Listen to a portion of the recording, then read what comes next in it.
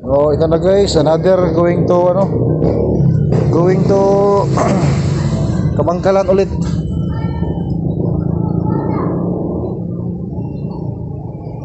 Thank you, Brother Bin. Hello Ma'am Tess, good morning. So, ito reference mo to para ito yung basihan mo pagdating dyan. Isaksak mo na to sa likod sa box mo. Ito 2 meters, meron akong 2 meters na wire para sa'yo.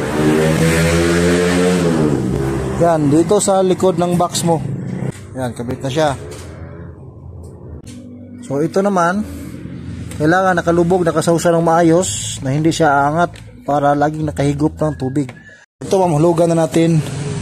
Ready na yan. Nakasawsaw. Hintayin natin muna lumabas yung tubig bago nyo i-on dito. Bago tatakbo ang hangin. Okay? So, piso. Uy, masok. 5 pala. Yan.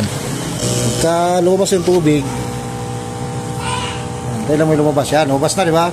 Saka mo i-on dito ngayon. Ito. Pidutin mo na yan. Yan. Yan si ma'am.